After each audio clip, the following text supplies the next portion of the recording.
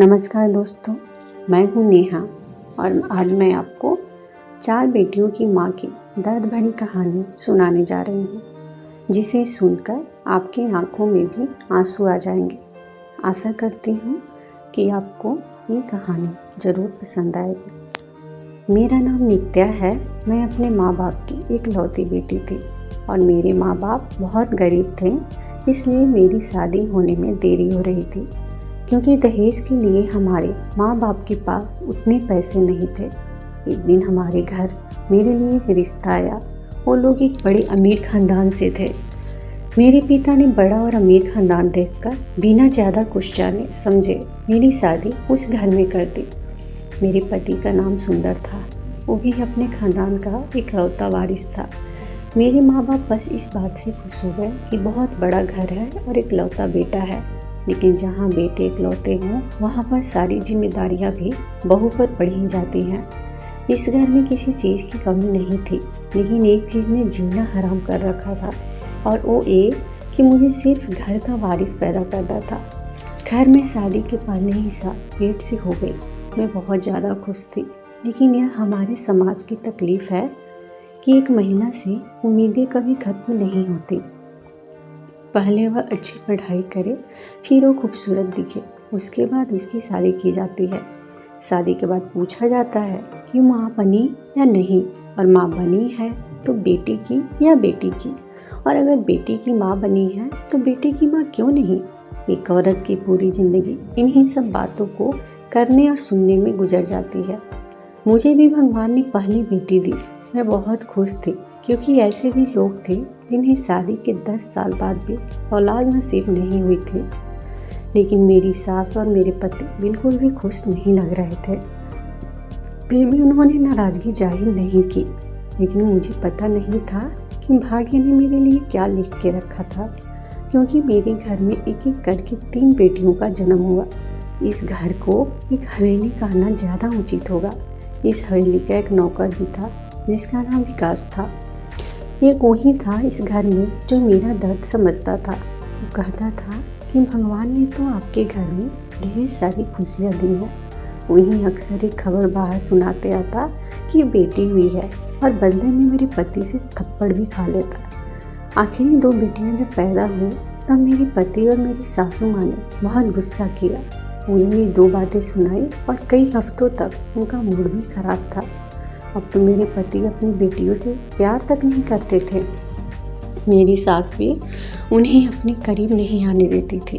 वो ऐसे करती जैसे वो उनको हाथ लगाएगी तो उनके हाथ गंदे हो जाएंगे। मैं बहुत परेशान रहती। इस घर में मेरी बेटियों के पास हर एक सुविधा थी।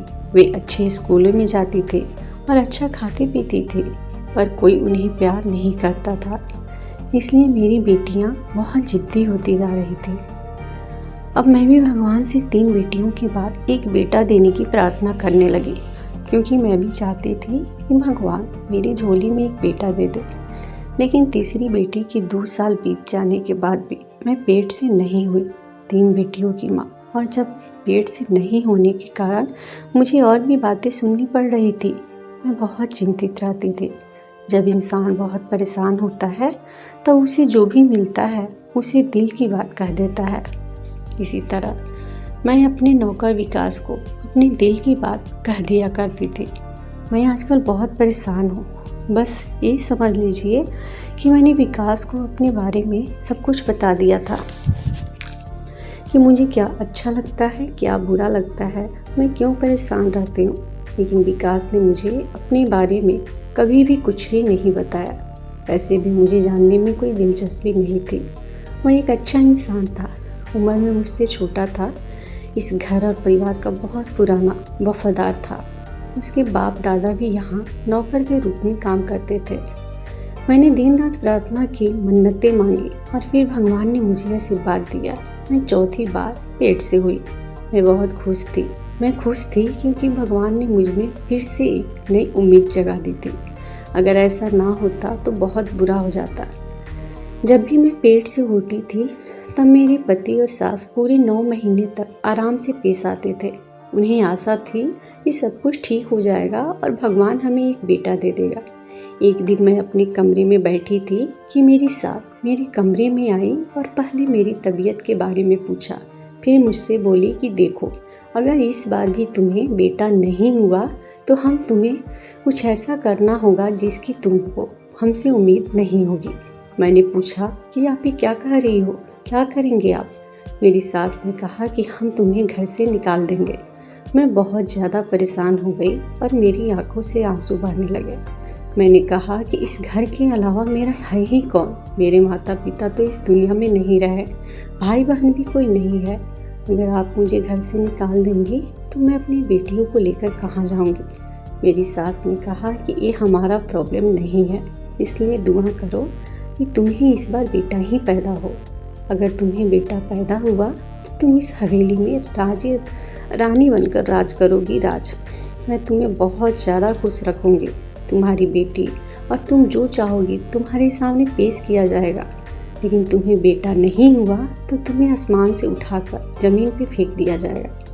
मैं अपने बेटे की दूसरी शादी करवा दूंगी। मैंने तुम्हें 4 मौके दिए, अगर 4 मौक़ों के बाद भी तुम हमारे ख़ानदान का वारिस नहीं दे पाई तो ये तुम्हारी गलती है। मेरे सास के मन में जो चल रहा था उन्होंने मुझे सुना डाला, यहाँ तक कि ये भी कह डाला कि अगर बेटा नहीं हुआ तो अपनी 4 बेटियों को लेकर तुमको यहाँ से जाना होगा। मैं परेशान हो गई थी। वो इस तरह कैसे जालिम हो सकती हैं? अच्छी तो ये मेरे साथ कभी भी नहीं थी, लेकिन इतना जुल्म ये लोग मेरे साथ कैसे कर सकते थे? विकास को मैंने कुछ देर पहले जूस बनाने को कहा था, वहीं देने शायद वो मेरे कमरे में आ रहा था। तब उसने मेरी सास की बातें सुन ली और मुझे रोते हुए भी देख लिया। वो कमरे में आया तब इस तरह से रो रही थी कि मैं अपने आप को रोक नहीं पा रही थी। विकास जूस को टेबल पर रखा और हाथ बांध के मेरे सामने खड़ा हो गया और उसने अपना सिर झुका लिया।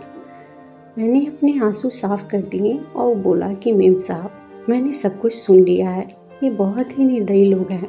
इनके बाप दादा भी ऐसे ही थे और इनके खानदान पर एक बददुआ है कि कई सालों तक इनके घर में बेटा नहीं होता है।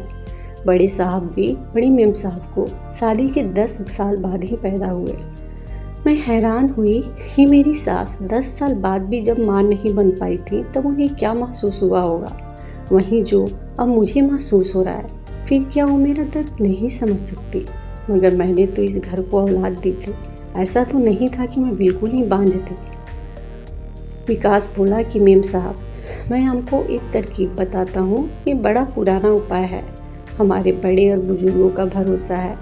इस इलाज पे और कुछ ज़्यादा करना भी नहीं है, सिर्फ रात को सोते समय एक कच्चा अंडा आपको खाना है। मैं शर्त लगाकर कहता हूँ कि आपको बेटा ही होगा। मैंने विकास से कहा कि ये तुम क्या कह रहे हो, ऐसे बेटा कैसे पैदा हो सकता है? विकास ने कहा कि मेम साहब, जहाँ इतना कुछ कर लिया है वहाँ ये भी करके देख लीजिए। अगर बेटा पैदा नहीं हुआ तो मेरा नाम बदल के रख दीजिएगा। अमीर लोगों का एक बहुत बड़ा दोष है कि जब वे बहुत परेशान होते हैं तो वे अपने अशिक्षित और नासमझ नौकरों की सलाह भी लेते हैं और ये भी नहीं सोचते कि जो सलाह वे दे रहे हैं वह उनके किसी काम की है भी या नहीं, इसके पीछे कोई लॉजिक है भी या नहीं। मैंने भी विकास की बात मान ली और मैंने उससे कहा कि मैं रोज़ रात को कच्चा अंडा पीकर सो जाऊंगी। अगर मैं किसी दिन भूल जाऊं तो तुम मेरे लिए एक अंडा लेकर आ जाना।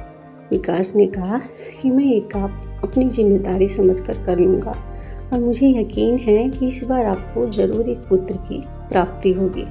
फिर आप इस हवेली पर राज करेंगी और मुझे भी आपकी सेवा करने में बहुत खुशी होगी। कई वर्षों के बाद इस हवेली को कोई अच्छी मालकिन मिलेगी। जैसा कि विकास ने कहा था वैसा मैंने हर रात एक कच्चा अंडा पीना शुरू कर दिया। पहले तो मुझे बहुत अजीब लगा, लेकिन मुझे इसकी कोई परवाह नहीं थी कि इसका स्वाद कैसा है।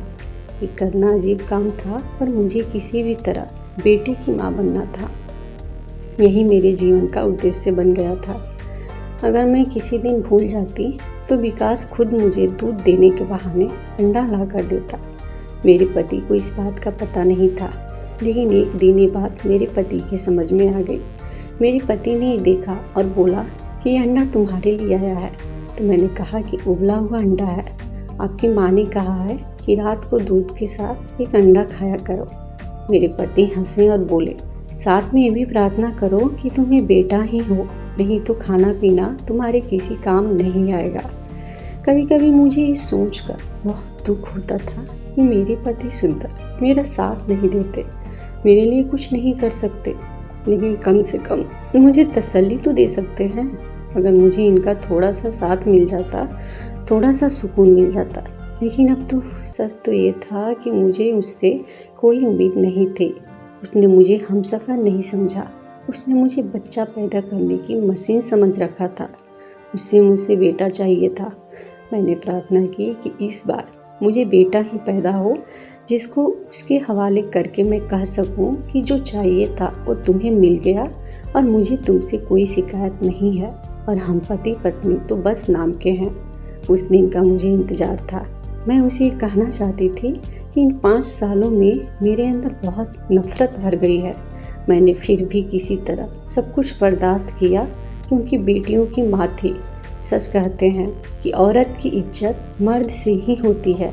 यदि वो एक बेटे की माँ बनती है तो उसे और अधिक सम्मान प्राप्त होता है।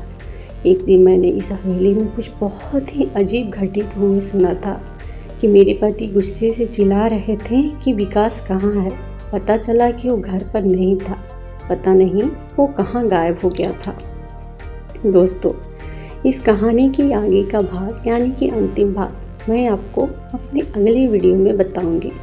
इसलिए अगर आपने अभी तक मेरे चैनल को सब्सक्राइब नहीं किया है तो मेरे चैनल को सब्सक्राइब करके घंटी के बटन को जरूर दबाइएगा, ताकि जब भी मैं इस कहानी की आगे का भाग अपलोड करूंगी तो उसका नोटिफिकेशन मिलेगा आपको सबसे पहले।